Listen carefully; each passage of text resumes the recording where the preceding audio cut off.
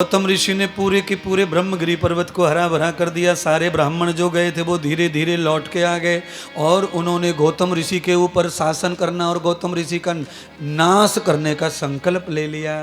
देख लीजिए नेकी के साथ बदी। गौतम ऋषि ने सब बसाया संसार और पुनः दोबारा सबको रहने के लिए दिया। गौतम ऋषि सोचते हैं कि मेरे पास में इतना वैभव है तो मैं अकेला क्या करूंगा जी के। इस वैभव में सब शामिल होंगे तो हंसते मुस्कुराते आनंद लेंगे। पर सारे ब्राह्मणों ने गौतम ऋषि को तकलीफ दी और आखिर में एक दिन ऐसी पूजा की गौतम ऋषि को नष्ट करने के लिए कि भगवान गणेश को स्थापित करके उनकी पूजा कर दी। ब्राह्मणों की पूजा से गणेश प्रकट हो गए और गणेश प्रकट होते ब्राह्मणों ने कहा कि गौतम ऋषि को नष्ट कर दो, अगर गणेश आप हमारी भक्ति से प्रसन्न हैं तो। गणेश ने ब्राह्मणों को बहुत समझाया, अरे जिसने तुम्हें रोटी रोजी घर मकान दिया तुम उसका ही बुरा सोच रहे हो, तुम्हारा बुरा होगा, पर तुमने जो भक्ति की है मुझे फल तो देना पड़ेगा। भगवान गणेश ब्राह्मणों की इच्छा पूरी करने के लिए गऊ का भेष बनाकर गौतम ऋषि के खेत में चले गए। धान के खेत में गौतम ऋषि की पत्नी ने गऊ को देखा, खुश हो गई, धन्य हो गई। पति को कहा, स्वामी आज हम तर गए, आज हमारे धान के खेत में गौ माता चर रही है, इस साल तो ज्यादा धान होगा, गौ का पैर लग गया है।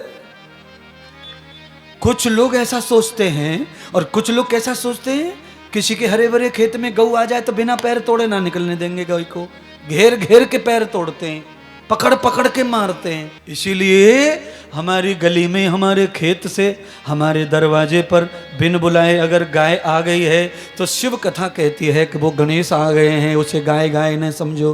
केवल गणेश का रूप धारण किया गाय ने। गणेश भगवान गाय बन के आए, अग्र पूजक सब देवों में पूजक, इसलिए सब देवता विराजमान गाय में विराजमान माने हैं। मारो पीटो मत, दुदकारो फटकारो मत, है ताजा नहीं तो बासा कूसा भी रखा होगा, बिना झूठा खिलाओ। कुछ नहीं है तो अन्न खिला दो मुट्ठी भर। क्यों? ना जाने किस भेष में। गौतम ऋषि को श्राप दे दिया, ब्रह्म हत्यारा गौ हत्यारा है ये। गौतम ऋषि ने आकर गाय को कहा चलो कुटिया में पानी पी लो, हाथ लगाया कि मर गए, क्योंकि वो मरने के लिए नहीं थी, वो तो लीला कर रहे थे गणेश जी। ब्राह्मण टूट पड़े, मारो मारो मारो, हत्यारा हत्यारा, इसे गांव से बाहर निकालो। गौतम ऋषि ने सारी संपत्ति और गांव छोड़ दिया और ब्राह्मणों से एक ही बात पूछी, आप जब श्राप देना जानते हैं तो श्राप से मुक्त करना भी जानते हैं, मुझे मार्ग बताओ, गौ हत्या से कैसे मुक्त हूं।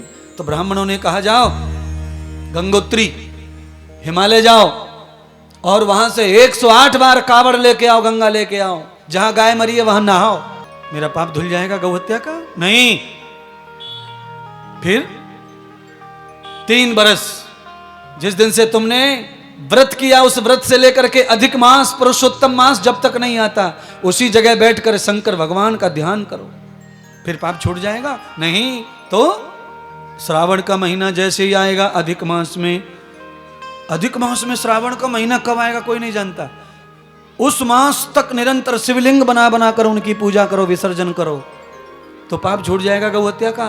ब्राह्मण नहीं तो ब्रह्मगिरि पर्वत की 108 परिक्रमा लेट कर करो तो पाप छूट जाएगा। तो कहा फिर पाप छूट जाएगा।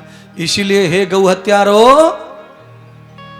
गौ को मारने वालों, जरा कथा को इस तरह भी समझ लो, गाय को मारने से क्या होता है। गौतम ऋषि ने गाय को मारा नहीं, केवल हाथ लगने से मर गई, तब इतना सब करना पड़ा।